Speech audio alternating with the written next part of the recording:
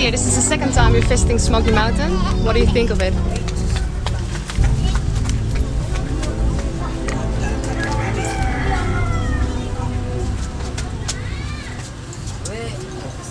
What I think about it is it touching you even more than the first time? yeah, it is.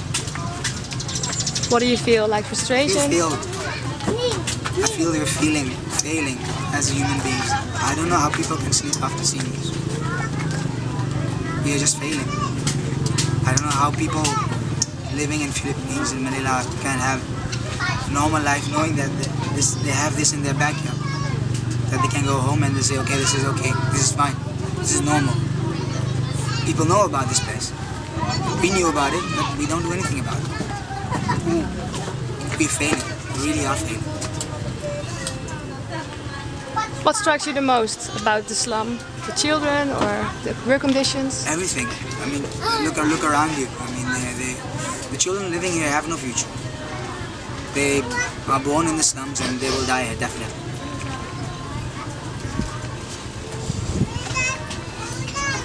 And that's the truth. That's the truth.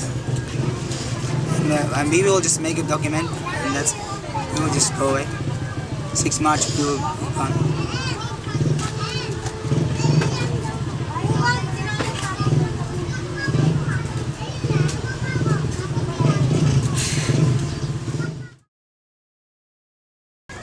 Are you able to live here for half a year, work as a volunteer? I wouldn't be able to live it for a day, I think. Could you imagine if you were born here? If you're born here, you will never leave the place. How do you feel about that? You're always stuck in Smoky Mountain.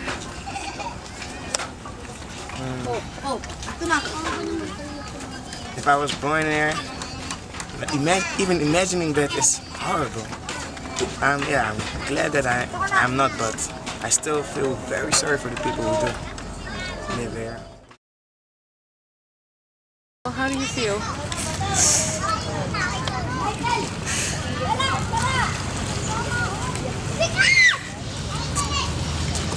It's crazy.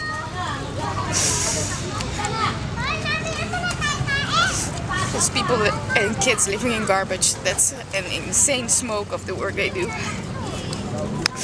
You rather feed it for when you're here for like half an hour. And they live in it. They were born in it and they'll die in it. So. Did you expect this? I didn't really know what to expect. I've never been to a place like this, so. What touches you the most? The kids. Most of them die of pneumonia. And they're just like, living in garbage, playing in garbage, swimming in garbage even. Which you don't know what's in the water here. It's not even a sea to really swim in. It's like boats pass by all the time. It's dirty water, bad water. And the only good thing is that they're still smiling and having fun, but it's, Is there a hero you look up to? Who's your favorite hero or heroine? Only my father. Only your father. Okay. Very nice. Sorry. Okay. Where is he now? He died last October 16, 2011. And your mother?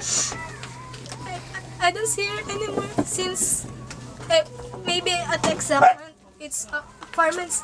No. Since I last saw her this October. You last saw her in October? Yes. So who is looking after you? Who is taking care of you now? My 2 brothers. Your 2 brothers. And are they helping you with food and with... Yes. Okay. They provide my needs. Okay. So you're happy you have 2 brothers? Of course. You have more brothers and sisters? Nothing. Thank you. What do you wish for the future? To be successful, to build a beautiful house for my family. Okay, thank you. Thank you.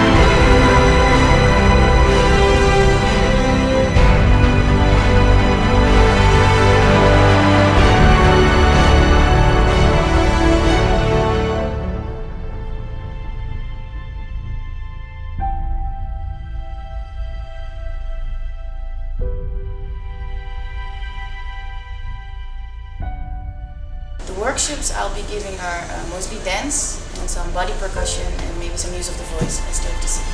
The things I want to learn, I want to teach the kids is not really about the dance or the percussion, but it's more about I want to teach them or help them to have fun and get their mind off serious stuff and get some creativity going. That's it.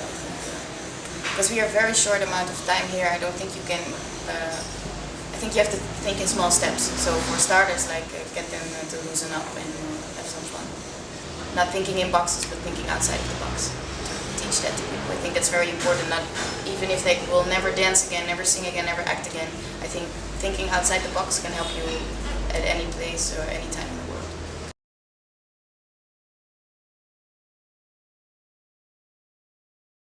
The goal to actually give a voice to youngsters, and that voice could be dance, could be theater, could be debates, could be anything.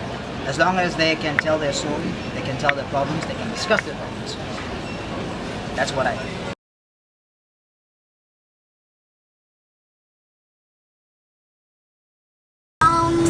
You can help solve problems here in the Philippines or here in Manila by sponsoring each child. And I think sponsoring a child is a great help, especially to families who has no enough money to send their child in school. So that's it. Do you think that your brothers and sisters are jealous at you because you get a sponsor and they don't? Yes, I think they're generous. And because they don't fail to give me allowance monthly, and they also send me gifts every occasion, like my birthday, Christmas, and New Year. And how do you feel about it? I'm really happy and grateful about them.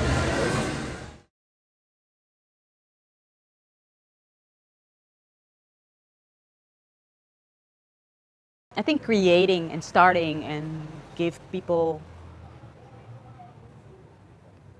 a piece of experience, or at least provide the basics, the tools, so you can have an experience and to see how people grow and change. And I really truly enjoy it. Like, I think still 60% of all the people who came last year are actually emailing me once in a while to check when they can come back and how they can come back. Yeah.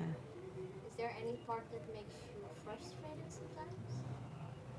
Yeah, of course, because it's not an easy place to be. Everything takes time. There's rows. Everything has to have authorization, or it's hard and it's difficult. So you lose a lot of energy on waiting for people. All that stuff. What does it feel like to give so much, to do so much at the same time, and still look around in some places, like for example Smoky Mountains, and see a lot of hungry and poor people?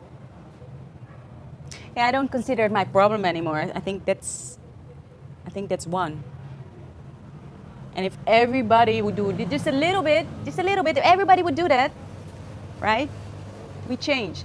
Like for example, I was so touched. Like if I was walking in the slums once, and there was an old lady. She gave me an egg, which is 5 pesos, which is kind of expensive if you don't have anything. She gave me the egg because she wants to give me the egg. And I'm thinking about Dutch people. If you want to borrow a book, that's sometimes just not possible. I'm thinking, yeah, what are we talking about? That lady gives an egg. She doesn't have anything, and that's the beauty of the Philippines as well, because the Filipinos are very hospitable and very nice. Explain the value of your initiatives and what it adds to your life. Why is it all worth it when you come home after a tough day of work? Yeah, it's a good question. I have to get back to you on that one. I don't know what is all worth it, but I think a smiling face or even crying people who are relieved afterwards, I still do it to make that small difference.